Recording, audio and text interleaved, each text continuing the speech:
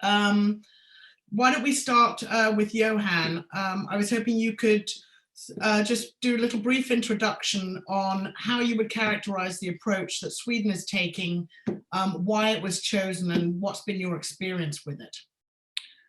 I would characterize it as a voluntary, rather soft lockdown, because there are many things that have changed in people's behavior in Sweden, but it's not so much from laws or ordinance, but rather from explaining to people why they should do this and why they shouldn't do that, and most people are following. I find that people are not stupid. If you tell them what's good for them and what's good for their fellows, they understand and they usually do as you ask them to do. Well, why do you think it's been so controversial? Internally as well as externally, it looks like. Mainly for political reasons, because I think most of the lockdowns installed or set up in Europe are because of politicians need to show strength, decisiveness, action, and they jump on when they have an occasion. Sweden decided early that we should only introduce restrictions that had some kind of scientific basis. And as far as I know, there's only two of them. One is we should wash our hands, and we've known that for 176 years. And the others keep the social distance. The other restrictions that countries have set up have very little scientific background. Closing your border doesn't do very much. Closing schools, there has been some studies on that, but the jury is still out on that one. Well, that's a few examples. So are you saying that there's really no evidence base for these lockdowns? That's what I'm saying. Do you think they were a bad idea or necessary given different contexts in different countries? Do you see that in any country it might have been a good idea, or do you think that there's never any reason for them? I think some things, some actions, some behavior in society should be addressed by some kind of lockdown. But the way it's been taking on in most European countries is far too much. I think a voluntary one like we've had in Sweden would work in most countries. People are not stupid in those countries either. Why do you think you're such a loner in this, and why do you think more countries didn't follow the route you did? Because politicians want to show action, decisiveness, and do something. I think my main favorite useless intervention is spraying the sidewalks in Asia with chlorine. That doesn't help anyone. It's an environmental problem, but not a contagious disease problem. But that shows that the authorities are doing something. And do the politicians in Sweden not want to look like they're taking action? Are they different to politicians everywhere else? I think they've listened a bit more to public health people than in many. I know two of our neighbors by the public health institutes said, what's the word for it?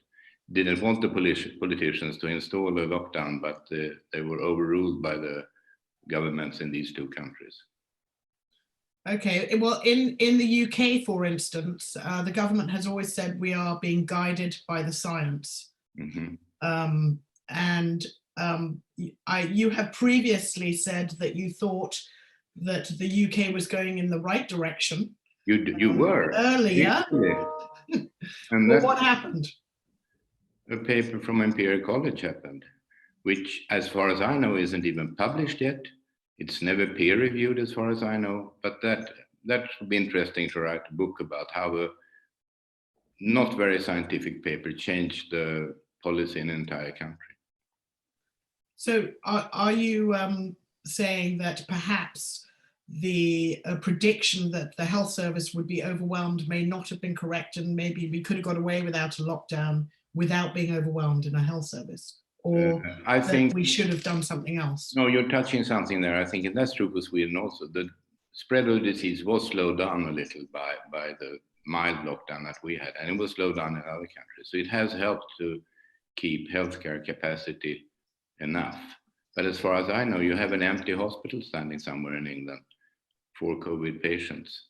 And Sweden is certainly, we have had empty ICU beds all along and still have, in case numbers are going down now. How to explain the relatively low mortality per capita in other Scandinavian countries such as Denmark, Finland, Norway, as compared to Sweden?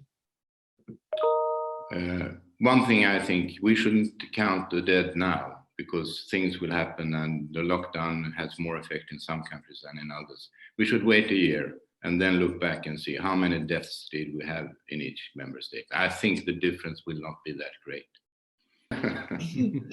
The term comes from the veterinary field. It wasn't applied to people originally because you're talking about herds of cows or something.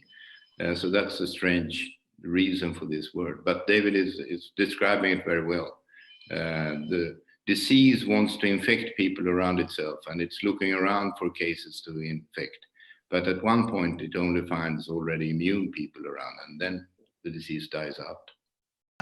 In some of your previous interviews, you were talking about Sweden, Stockholm will reach herd immunity by X date or whatever. But with the evidence emerging that the antibody response might be weak for some, or that antibodies might not confer immunity, or if so, for who knows how long, how does that affect what you now expect in terms of herd immunity and the Swedish strategy in general? We know now from several different angles that the immunity in Stockholm County, not Sweden, but Stockholm County, which has 2 million inhabitants, that about 500,000 of the people there have been infected already. So that's about 25% or so. We know that, and it's growing exponentially because, you know, in all of Europe, transmission of this virus is almost at its peak right now. We don't see that, but it's happening around us all the time. It's a bit slower in the countries with a working lockdown, a bit quicker otherwise. But we believe we'll reach if herd immunity is 60% of the population being immune, we think we'll reach that point by the end of May. In Stockholm still, Stockholm County. The rest of the country is behind a bit. You can't have a mandatory lockdown forever. Not in a democratic country. They can do it in China, but in a Western democracy, you can't have lockdown more than, how long could you be locked down for? 3 months, 6 months? So everyone has to release the lockdown or lock up the lockdown. It has to be done everywhere. There's no way it can work in Europe. On the other hand, what's happening in all countries that did lock down, and I'm not sure what's happening in Sweden on this, but it is that people who have routine healthcare needs are not being seen as much as they should be seen. And as a result, there's increased mortality in this group of people as well. And there's also this widening of the inequalities gap, which is also very important in health in the future. And I'm just wondering if Johan has any view of what happened in Sweden on people who don't have COVID, but who needed routine healthcare. Are they able to get it? And have they been able to get it? Well, I mean, that's a balance in a lockdown situation. But I mean, all surgery that is not urgent has been shut down. People are not getting, they have to wait in line. And we haven't seen more deaths from other causes, but there's clearly an underserving for other diseases right now. They have to wait longer, and they're probably more sick when they get into hospital also. That's something that's been observed, that people with heart problems come in far too late now compared to just 2 months ago.